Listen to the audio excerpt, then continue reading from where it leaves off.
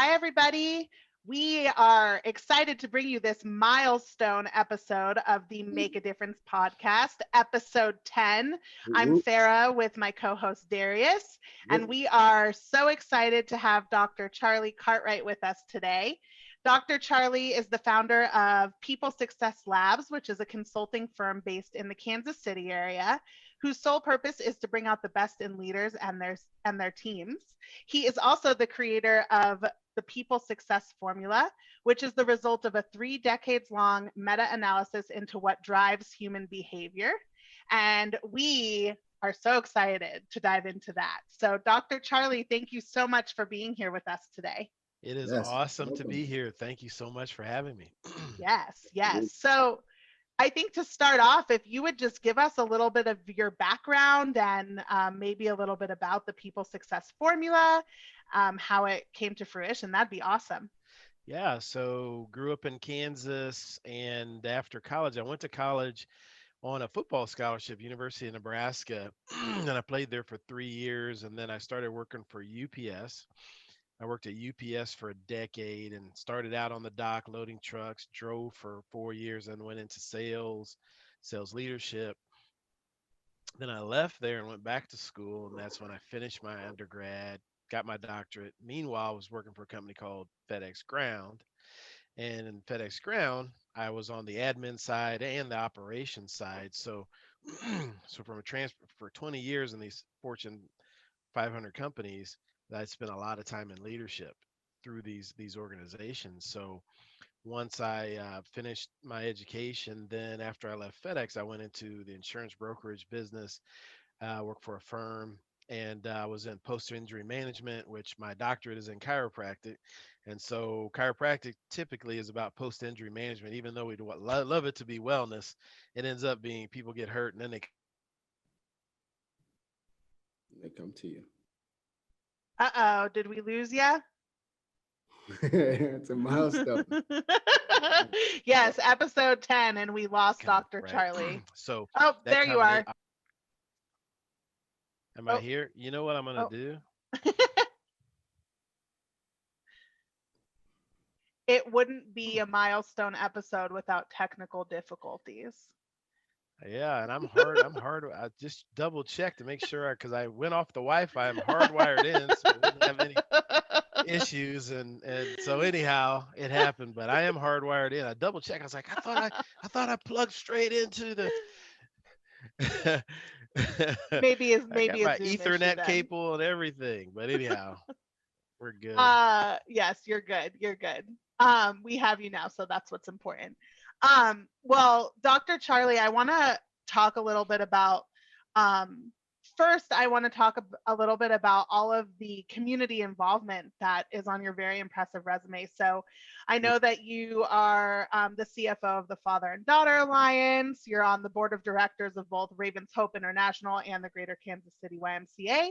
And then you're the co-founder of a community organization called Selfie with a Soldier. And as you know, this podcast is all about sharing how leaders are making a difference. And so we feel like not only are you making a difference within businesses and helping their leaders thrive, but also in your community. So I think I'd love to start with hearing a little bit more about those organizations.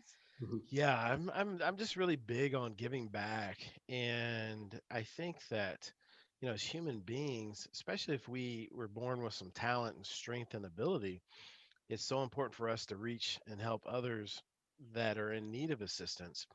And so it's interesting. Take for instance, Ravens Hope International. I know the founder of that, Karen Robinson, great woman. She founded that, and she was on a trip. She was on a mission trip actually to Cambodia and found out about this sex trade that's kind of under the radar, and how these women there got involved in it because they're trying to feed their family, not because they got captured or anything like that. Mm. And so she wanted to make a difference with those women, so she brings them over to United States for like 6 months, puts them through training so then they can go back and earn a living, right? So they don't have to do that. And then also sends financial assistance. So there's been a lot of organizations started with web design, different things like that. They've received that training in the United States, and then she's gotten an established relationship with the government over there. And so that's been huge. So just being a very small part of that is important to me. Selfie with the Soldiers, another one, and that one, I had so many military people in my family that I looked up to. My grandfather on my father's side, he was a Buffalo soldier. Okay, my grandfather on my mother's side, World War II, he was a sergeant in the army. And then there's an uncle that he's still alive. He's in his 90s, but he was a Marine and Mm, someone that I just really respected and looked up to growing up. And so I remember I've always just had a great amount of respect for military. mhm, And I remember is actually the very first one of the very first conferences that I ever spoken at and it was in Raleigh, North Carolina. And so I was flying out the Raleigh Durham airport, and I remember you go through this check-in, and then you got to up escalators, and that's where the gates are. And I remember probably three or four people ahead of me was someone he was dressed in full fatigues, boots, pants, jacket, hat, and he even had a backpack. And I just wondered, where he was going. Is he going to war? Or is he coming back? Where was he going? And I remember getting up to the gate, and I looked and I saw my gate, and I turned left when he turned left also. And so he kind of was ahead of me, and I kept my eyes on him. And he kind of disappeared into the crowd. And I remember thinking to myself, no one said anything. I didn't see anyone say anything to him. He just kind of anonymously disappeared into the crowd. And for me, I was like, that should never happen. They're the rock stars, right? They should be the people that say, hey, I need to get to my flight. I don't have time. And so that's where I started Selfie with the Soldier, that, hey, you could take this selfie and then post it on our site. So if you hashtag Selfie with the Soldier, the site will grab it, and then we post it. And then a lot of times people will write in. So we've got letters there to people have written to loved ones. Some of the loved ones no longer living. And I know a lot of veterans go there every day just for encouragement and inspiration. So that's how that came about. And just in a small way, we were able to help veterans. And the thing I also learned in all this is veterans that are in need don't want to be found. Okay. So it's really a challenge to find them and then be able to bring them into a position where an organization can help them. So that's what Right. we do is we'll connect organizations that want to help a veteran, and we don't take any money. We just put organizations together with people. And so through that we've given away, been a part of giving away a couple of cars to veterans. And I got to tell you, those are life-changing events to see something like that happen in real life, and then to receive word from the family what a difference it made in that veteran's life. Because there's this thing called hope, that when people have hope, anything is possible. But when they lose hope, everything seems impossible. So that's always been important to me. And so it's mhm, just about making a difference. If we could just make a difference in one person's, if everyone could just make a difference in one person's life, what a wonderful world we would have. And so I want to try to I'm trying to make as many differences as I can while I'm here. Love that. It really is a ripple effect, right? You never know how just one simple random act of kindness can completely change somebody's day, somebody's month, the trajectory literally of their life. You just do not know. And so I agree. That's yes, agreed. It was so cool. I remember the last one we gave away, the gentleman, he had been suffering from PTSD for over a decade, and his mother, she'd exhausted all of her financial resources, literally. And the mm, company brought him in, and they had a nice event and everything. He had no idea, and we had to kind of trick him to get him there because he didn't want to come. And so she said, hey, I think they're going to give you a gift certificate for like uh, $500 to go to, because he wanted to go back to school. They're going to give you like $500. mm, And you need the money. He's like, yeah, I do. So he goes, and of course they honored him. But then, at the end of it, just presenting him with that car, and then 5 grand, right? That went to license it, and then he still had money left over. And he was just overwhelmed. And I remember he said, you know what? I appreciate this. And he said, I will earn it. I will earn this, is what he said.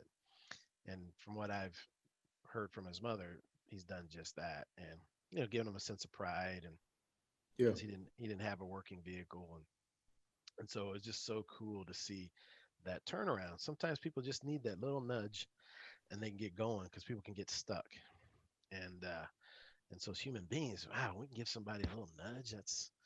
It's a great thing. Uh, Absolutely. Dr. Charlie, why can I ask why is it like why is it important to you to give back? Not just like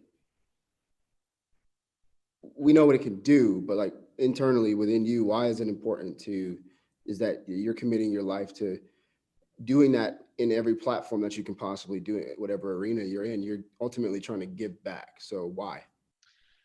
Great question, Darius. And I would have to say that I know what it feels like to not be helped, Mhm. right? To be ignored.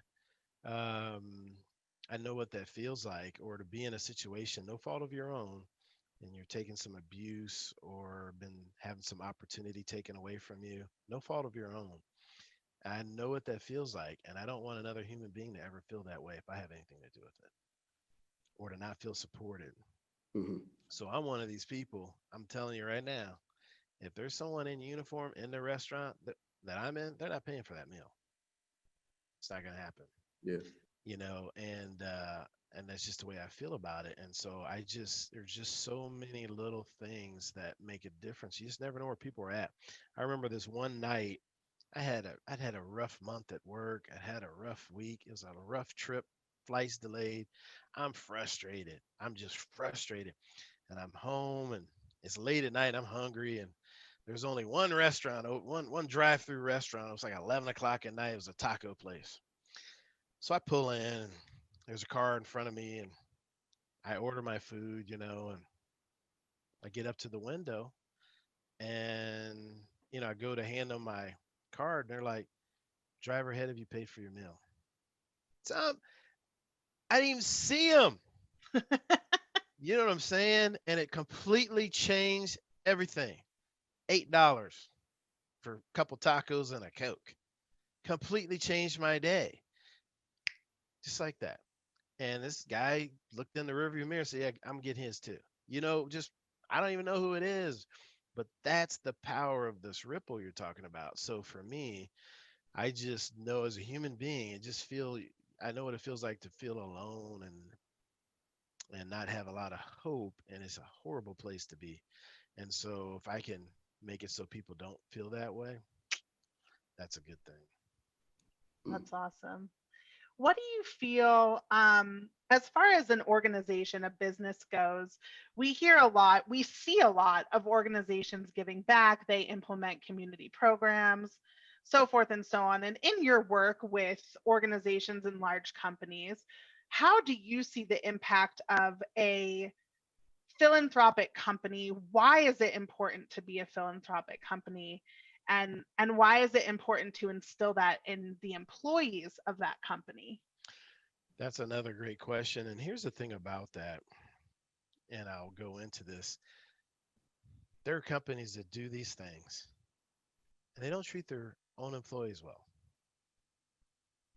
They don't. And so you're not really changing the hearts and minds of your employees. What's happened is there's employees that are doing that because they can position themselves well politically within the organizations. It's not for the right reasons. But when organizations have a heart for their people, they're going to naturally have a heart for the community. And that's going to cause this ripple effect, this domino effect within their people. They're building that true culture. Then, when these people come out into the community from those organizations, they have a heart for it. And it's so much more impactful than I showed up at the soup kitchen and Right. now I checked that box and my boss saw me there, Yep. and it's a whole different mindset. And here's the thing about it, the people that are on the receiving end see and feel the difference of you care about them, whether you're just going through the motion. It's for human beings, and we are such advanced organisms and creatures. 37 trillion cells, and each one of those cells has an intelligence about it. Okay, so they know if you're there putting in your time or you're there sharing your time. It's a huge difference. So that's a distinction I would definitely make. and that if you truly want to impact human beings, you touch their heart. Okay. Filling their stomach, okay, but when you touch their heart, now you have impacted that human being, because guess what? They're going to go and impact someone too because they felt it. And when they feel that, they can't unfeel that. They know what that feels like, and then naturally they're going to want more of it. And then Mhm. as human beings, we typically want to share those kind of things. I'd like to share this feeling with you. This is how it made me feel. I dig it. I dig it. I mean, personally, that resonates with me to my core. One of my favorite books I've read recently is Everybody Matters by Bob Chapman, um, which is a fantastic book, and they're a fantastic organization that really embodies that same uh, that that that perspective. So, is that essentially what the foundation of the People Success Lab is? That It's a foundation. So when I talk about the people success formula, I'm literally teaching human beings the best way to treat other human beings based on science, not my opinion. So here's the science behind it. And amazingly, now all of a sudden we're talking about love, care, respect, Mhm. appreciation. And so people, well, how do I work with these millennials? How about with love, care, respect, and how do I work out with these baby boomers? How about with love, care, respect, appreciation? Right? These are human Yeah, uh, it just so resonates with the humanity. Now, these principles are universal. So if we go to China, if we go to Japan, if we go to Australia, same thing.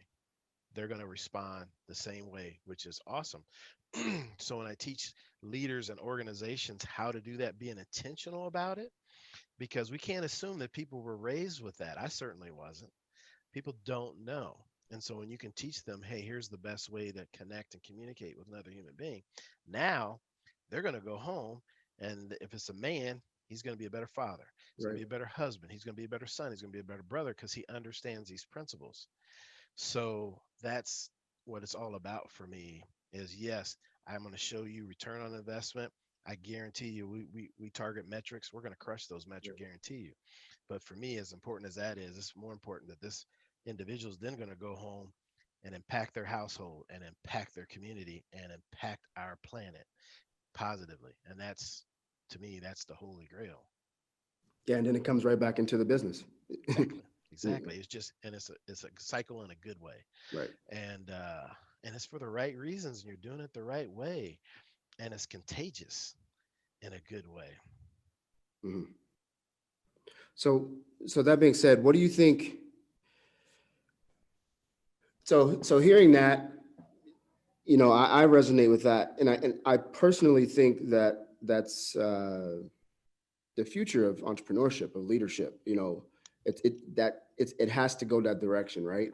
Um, but when we talk about future and present, there's still a gap, right? So speak to maybe the CEO out there, the leader of a team.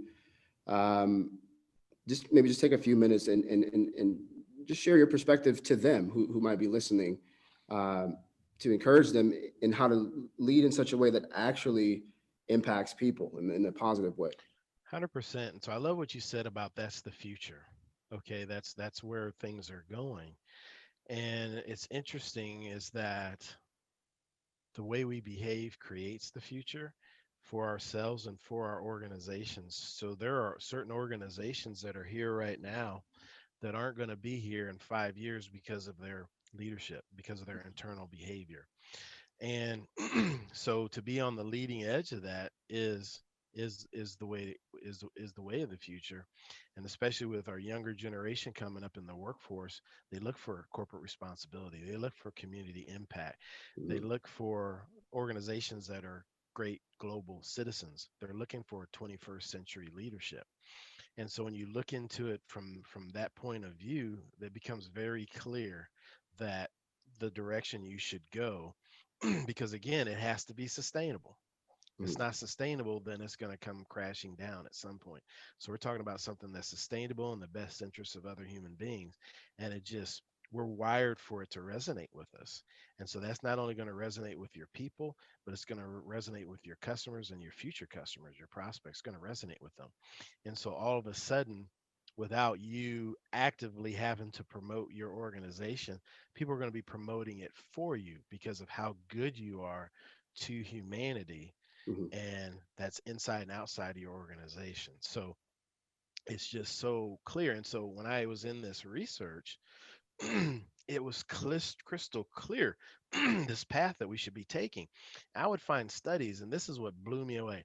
I'd find a study in Canada, one in Japan, and one in the United States, and they were all occurring around the same time, independent of one another in different industries. And they'd always be with their findings, were always be within 2 to 3 percentage points of one another. It was just Mm. incredible. And so when you understand how human beings work and Yeah. function, then wow, we can really be intentional about how we're treating them. So that's what I would say to leaders. And if you are not understanding human beings, then you're going to become a dinosaur, and we know dinosaurs become extinct. Yeah. So then on the flip side of that, maybe talk to the person within an organization who's not in the leadership role, who maybe they have a sensitivity where they are aware of that, or like, man, I really wish, the people I'm under cared more. Like, I wish they cared more. I wish they got it. I wish they understood what we need. Um, maybe give them some advice, because maybe you need to get out of that organization. Maybe you need to try something. Hmm. Yeah. So I think that for sure, because I've been in that situation where you're like, wow, this isn't good, and they're not respecting this, and we could be so much better, and then they're not, and worse yet, they're not listening. That there's this is such a brave new world. There's opportunity for all of us, really, because Mhm. of the internet, right? That's knocked borders down. The internet doesn't care about your age, your gender, sexual orientation, none of that. Can you deliver value? Mhm. And if you can deliver value, there's a market for you, a huge one, regardless of what it is. So I would definitely encourage folks to look into that, because I think one thing that COVID has taught all of us, we can't have all of our eggs in one basket. It's just not smart anymore. Things that you thought would never be disrupted have been disrupted. So I think it's so important for people to develop a side hustle, something that they're passionate about, not just to make money. They're passionate about it, and they'll be good at it, and then the money will follow. But within your organization, you still have an opportunity to impact positively the people that come within your sphere of influence, to be such a positive light that people gravitate towards you, Mhm. and those people will bring opportunities to you and support you and things like that. So there's organizations that I have left. I've been gone for years, but I still have support within that organization because of the energy that I was bringing, every day, and that's impactful. So I would definitely, there's a saying that says, bloom where you're planted, right? Mhm. And I think that's, I love there's a that. reason why you're there. Bloom there. Bloom Mhm. Love there. that. Love that. Um, Yeah. I one thing that has been something that we've talked about in every episode leading up to this episode is COVID. And I think that, some people may be really sick of hearing about it. Others are interested to hear how people are dealing with it. But I think one thing that we haven't really talked about in any episode leading up to this in regards to COVID is the positive things that have come out of COVID. And I would like to talk to you about that because, obviously you're a very positive minded individual. Your entire thing that you do is centered around being a good human and really meeting the moment, like this moment we're in. So I'm curious to hear from you on the things that you personally have seen either within organizations or things you observed in the world positively that have come out of this crisis. So definitely, and that's a great question. So definitely just the connectedness that we all have and our ability to virtually come together, it's opened up so many avenues for me, and I've seen for other people, because now there are people that get to see you now that otherwise wouldn't have been exposed to your content, exposed to your message. And so that's great. Then also, I think here's a huge one. It's been a revealer of people.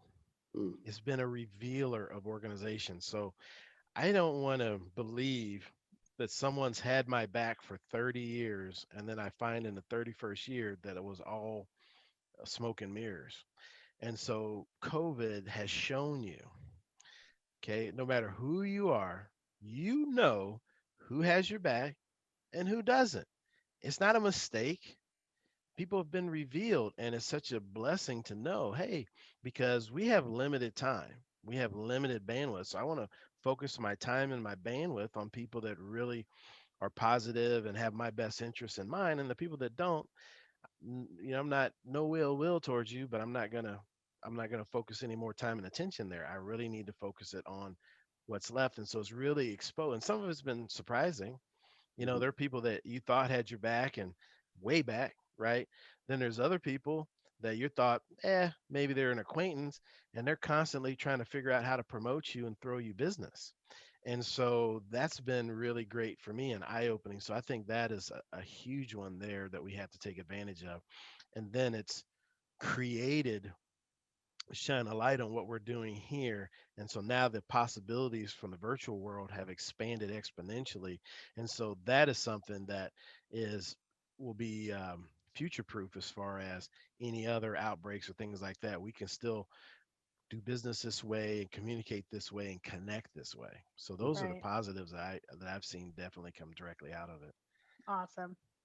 Yeah, one thing I've seen too, just on a more just a surface level outside of networking and stuff is, the guy who travels 6, 7 months out the year was home with his family, or the wife who uh, wasn't really in touch with her husband's work, had a different perspective, being like, whoa, he's doing a lot to try to balance this, or realizing like I actually love being here and working through my days with my family, Hmm. which is one of my positive experiences. Hmm. I have a family, and uh, one of my favorite moments was one particular day. My daughters came in the room, and I was just like, "This is what I'm talking about. Like, like, this is what I'm Yeah. talking about."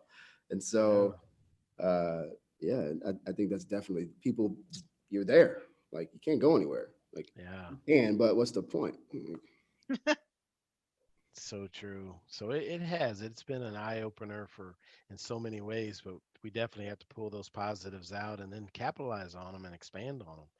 Yep. And just the family and friendship relationships they've always been important, but I think now even more so. You really seen Yeah. that. So that's awesome. What question? What upsets you? That's a good one. Uh, that's a good one. I've had a temper in the past, and it's something that I've really worked to overcome and subdue and things like that. And so I would say the thing that upsets me are people that deliberately hurt other people physically or through their words and deeds. That's upsetting to me because again, if I'm great at my job, I don't have to undermine you. I don't need to tell lies about you to try to get business. I should get business or promotion based on my own merits. Why do I need to run you down or anyone else down to do that?